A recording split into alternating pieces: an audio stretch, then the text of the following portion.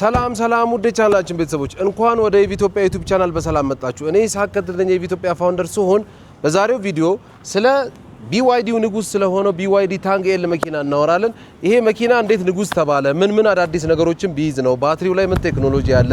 እንዲሁም ደግሞ ፐርፎርማንሱ ላይ ምን ቴክኖሎጂ ምን አይነት ቴክኖሎጂዎችንስ አጣምሮ ያዘ ነው የሚሉን ነገሮች እንዳለ ፈትፈት አድርገን ቀለል አድርገን እናቀርብላችሁ ሲሆን ለቻናሉ አዲስ ከሆናችሁ ሰብስክራይብ አድርጉ፣ ይከታተሉን፣ ይመቻችሁ።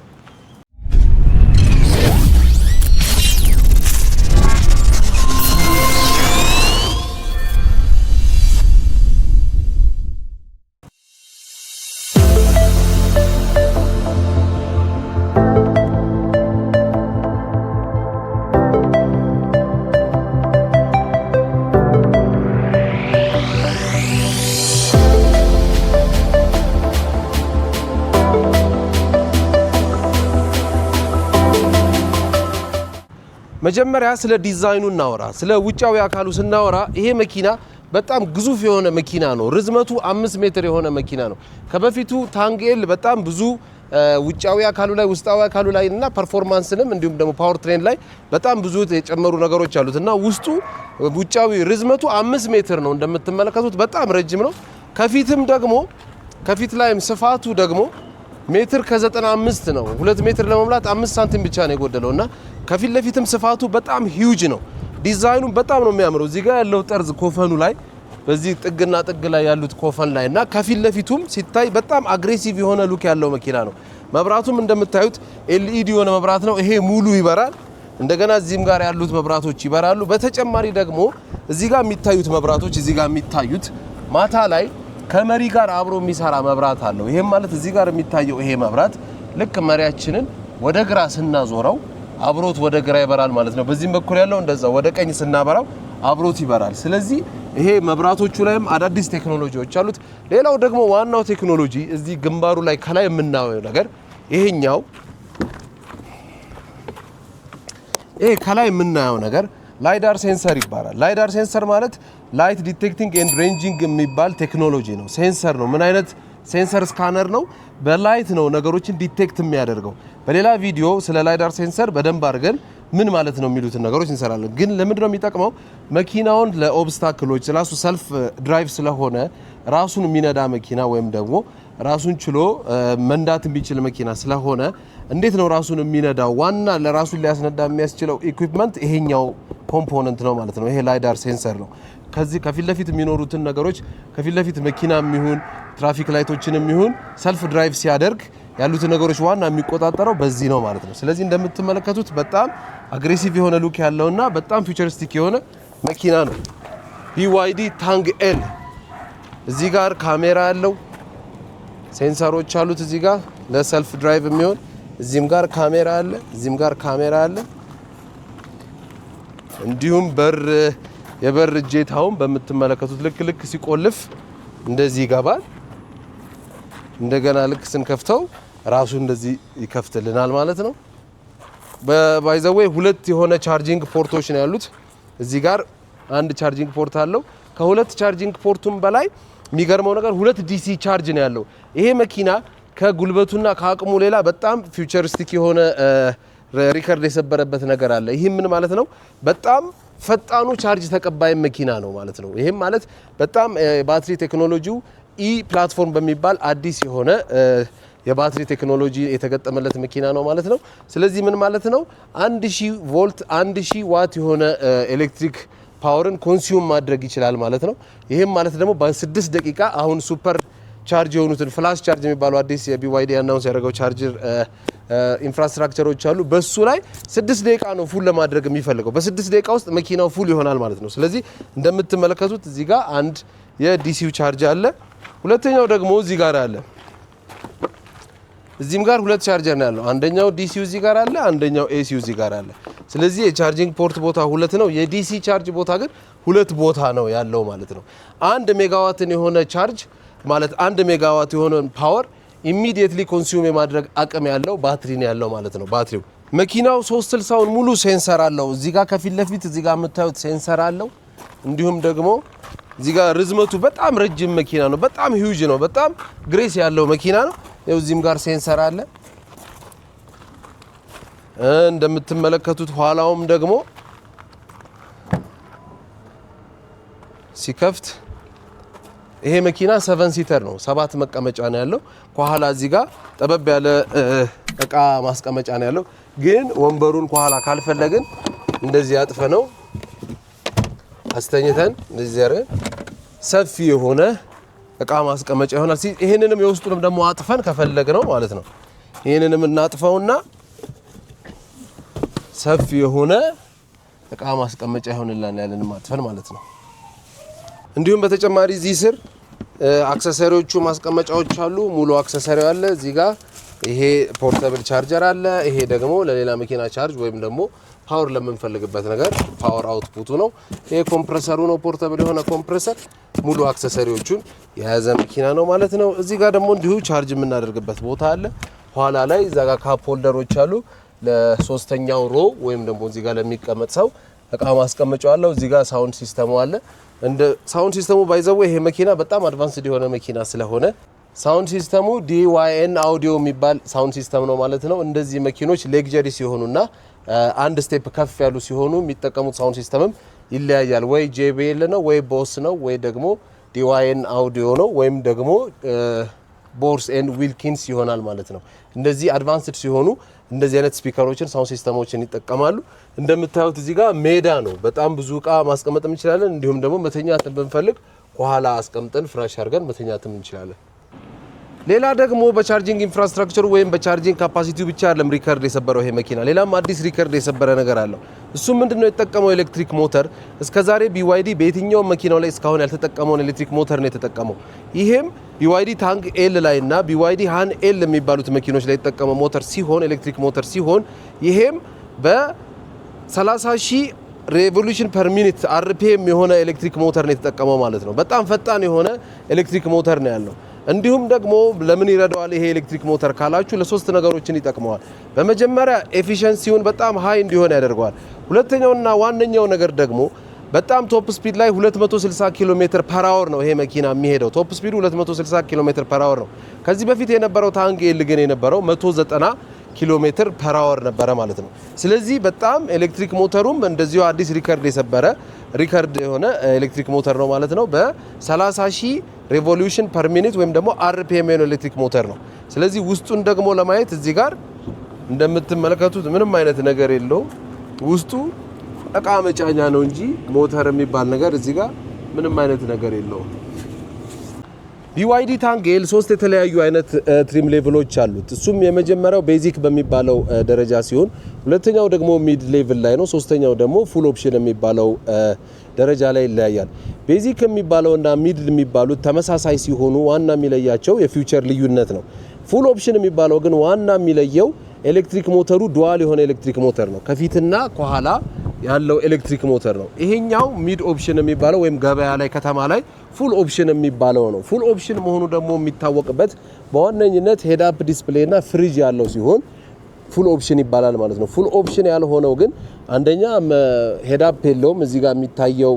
ዲስፕሌይ የለውም ሲቀጥል ደግሞ ፍሪጅም የለውም ይሄኛው ግን ፉል ኦፕሽን የሚባለው ሲሆን ለሀገራችን ፉል ኦፕሽን የሚባለው ነው 500 ኪሎዋት የሆነ ኤሌክትሪክ ሞተር አለው ቤዚኩም የሚባለውም ወይም ደግሞ ፕሪሚየም የሚባለውም 500 ኪሎዋት የሆነ ኤሌክትሪክ ሞተር አለው ሁለቱም 100.5 ኪሎዋት አወር የሆነ ባትሪ ካፓሲቲ ነው ያላቸው ከ0 100 ለመግባት የሚፈጅባቸው 6.9 ሰከንድ አካባቢ ነው ይሄኛውም ቤዚኩ የሚባለው ግን ኦል ዊሉ ሲሆን ወደ 800 ኪሎ ዋት የሆነ ኤሌክትሪክ ሞተር አለው 1000 ሆርስ ፓወር 1100 ሆርስ ፓወር አካባቢ ነው ማለት ነው እሱ ከሆነ ግን ከ0 100 ለመግባት የሚፈጅበት 3 ሰከንድ ብቻ ነው ማለት ነው በጣም አግሬሲቭ ነው 800 የሆነ ኪሎ ዋት ኤሌክትሪክ ሞተር ነው ያለው ከ1100 ሆርስ ፓወር በላይ ነው ማለት ነው ይሄኛው 500 ኪሎ ዋት የሆነ ኤሌክትሪክ ሞተር ነው ያለው ፉል ኦፕሽን ተብሎ ገበያ ላይ ያለው መኪና ነው ማለት ነው ማርኬት ላይም ከ9.1 ጀምሮ እስከ 9.4 ድረስ እንደ ከለሩ እንደ ኢንቴሪየር ከለሩ ይለያያል ማለት ነው አሁን ደግሞ ውስጣዊ ሁኔታውን እንመልከተው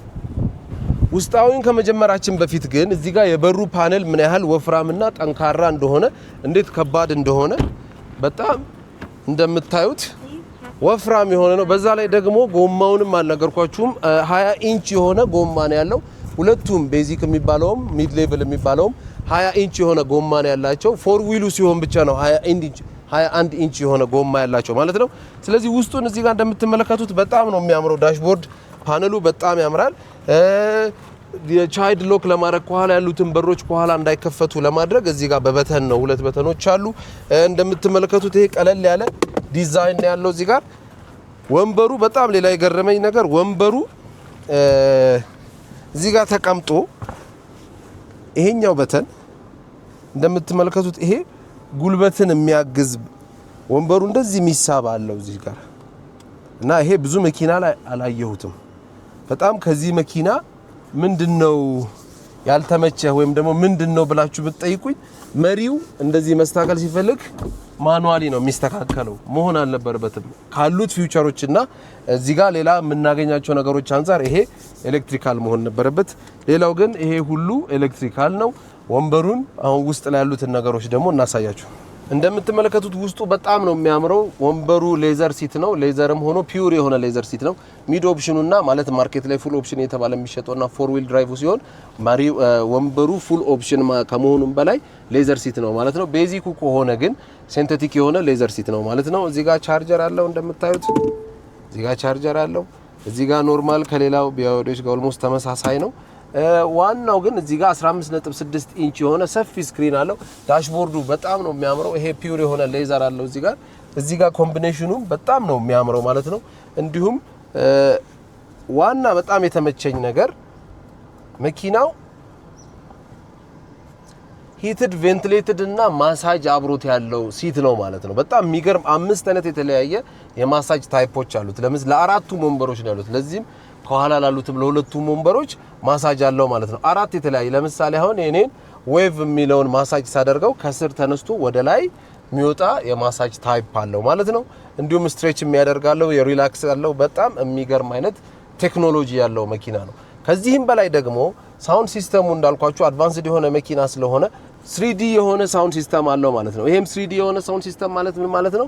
ሙሉ መኪናውን ውስጥ ገብተን ሲዘጋ በጣም ኖይዝ ካንሰሌሽኑ ኦር ሳውንድ ከውጭ እንዳይገባ የተደረገበት ሜተድ በጣም የሚገርም ነው። ጸጥ ያለ መኪና ነውና ሙሉ ዌቭን የመኪናውን ሙሉ 360 ሳውንድ መስማት እንችላለን። ልክ እንደ ሆም ቲያትር መሆን የሚችል ሳውንድ ሲስተም አለው ማለት ነው። ከሱም በላይ ደግሞ በጣም የሚገርመው በላይቲንግ ላይ ማለት ነው አምቢየንት ላይቱ ላይ ስንገባ ከሚውዚክ ሪትሙ ጋር አብሮ ሆኖ ሚውዚክ አብሮ መስማት እንችላለን። ልክ ለምሳሌ በማታ ሲሆን ሙዚቃ ስንከፍት ከሙዚቃው ቢት ጋር አብሮ ሆኖ መጫወት የሚችል ላይቱም ከሙዚቃው ጋር ከቢቱ ጋር አንድ ላይ ሆኖ መጫወት የሚችል ሲስተም ያለው መኪና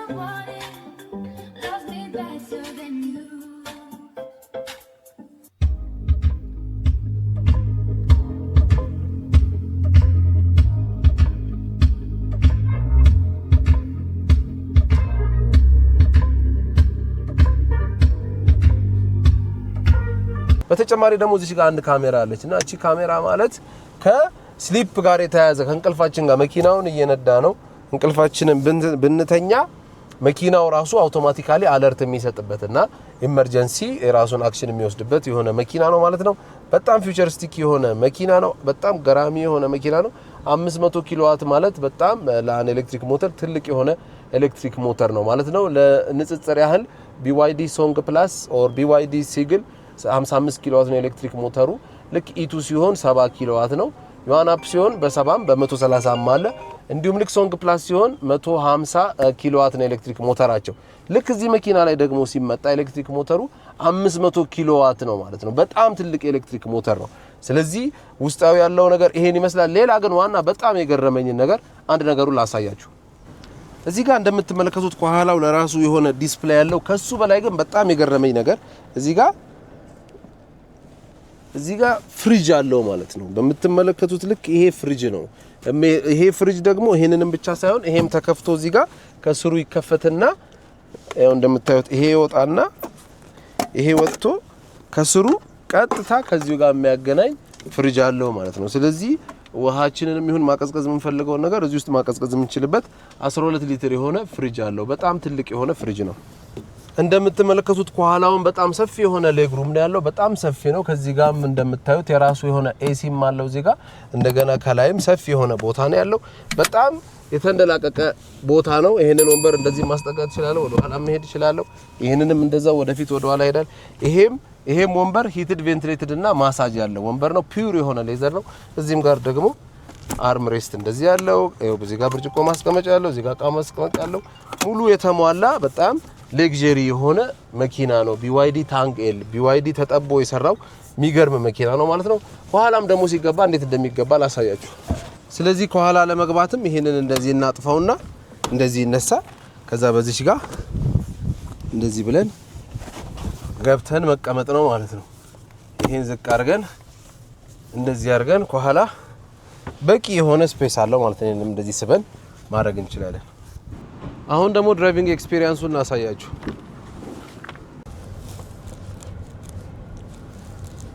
እንደምትመለከቱት በጣም ግሬስ ያለው መኪና ነው።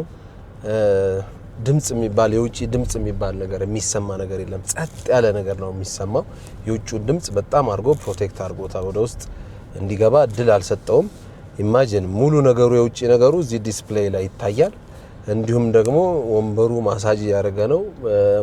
ሂትድ የሚሆነ ቬንቲሌትድ የሚሆነ ሲት ነው። ስለዚህ ስፈልግ ቅዝቃዜ ያደርጋለሁ፣ ስፈልግ ሙቅ አደርጋለሁ። በፈለኩት ማሳጅ ስታይልም ማሳጅ እያደረገኝ ድራይቪንግ ሞዱንም እየቀያየርኩት የሚገርም አይነት ከፍታውና ስቴቢሊቲው በጣም የሚገርም ነው። ሰስፔንሽኑም ኤር ሰስፔንሽን አይደለም ግን አዲስ የሆነ የሰስፔንሽን ቴክኖሎጂ ነው BYD የተጠቀመው። በምታዩት ልክ እዚህ ጋር ሄድ አፕ ዲስፕሌውን እንደዚህ ያክል ቁልጭ ብሎ አይ ቲንክ ይታያችኋል። በደንብ አድርጎ ነው ሄድ አፕ ዲስፕሌው የሚታየው። ኪሎ ሜትሩ ይታያል፣ መሪውን መያዝ ይታያል፣ ሌን መጠበቅም እንደዚሁ ይታያል። ከስርም ደግሞ እንደዚሁ ስላሉት ዲቴይሎች እዚህ ጋር እያየን መሄድ እንችላለን ማለት ነው። በጣም የሚገርም የሆነ ፊውቸሪስቲክ የሆነ መኪና ነው BYD ታንግ ኤል። ጉልበቱንም ሲስብ በጣም አስደሳች 500 ኪሎዋት ኤሌክትሪክ ሞተር ማለት በጣም ትልቅ ኤሌክትሪክ ሞተር ነውና በጣም ፓወርፉል የሆነ ፊውቸሪስቲክ የሆነ መኪና ነው። እዚህ ዲስፕሌይ ላይ እንደምታዩት ኢች ኤንድ ኤቭሪ እግረኛ መቋረጫው ሳይቀር ውስጥ ላይ ይገባል። እንደምታዩት ቢጫ ሌኑም በቢጫ ይከፍለዋል። መዞሪያውን ሲያገኝ መዞሪያውን ያመጣል። ሁሉን ነገር ዲቴክት አድርጎ ያስቀመጠ መኪና ነው ማለት ነው። በጣም ፊውቸሪስቲክ የሆነ መኪና ነው።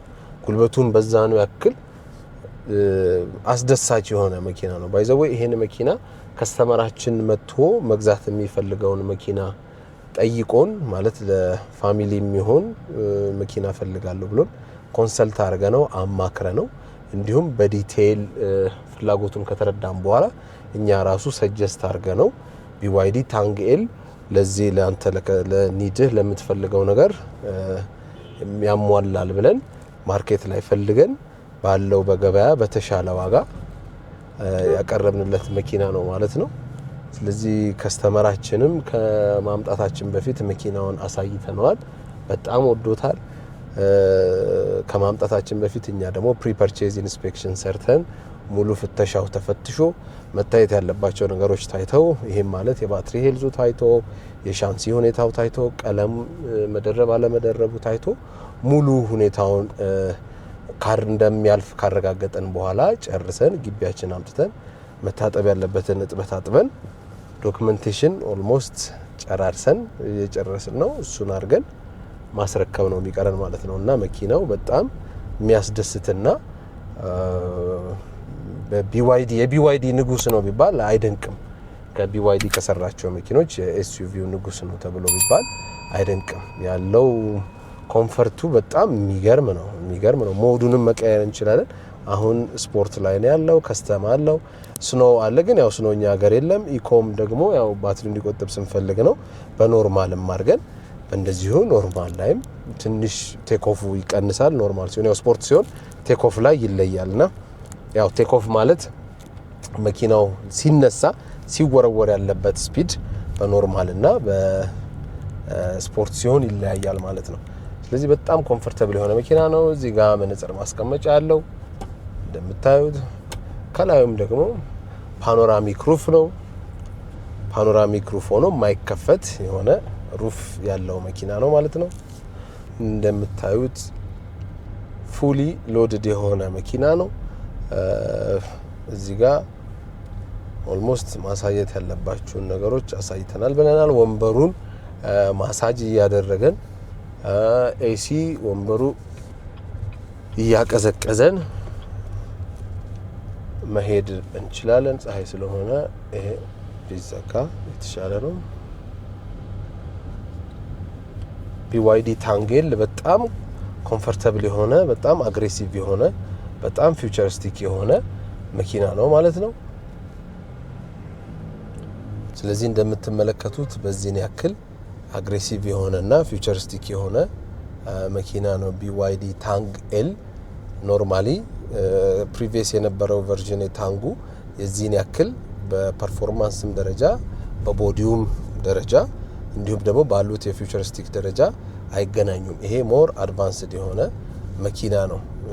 ብላይንድ ስፖት አለው። ብሬክ እንዲ ዲቴክት የሚያደርጉ ሌን አሲስት አለው።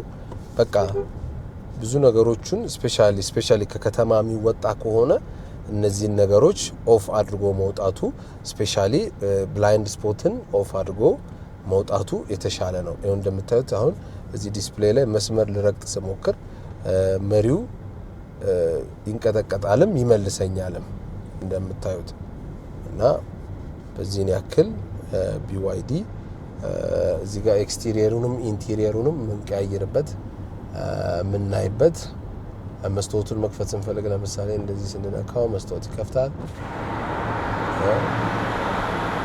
ይዘጋል።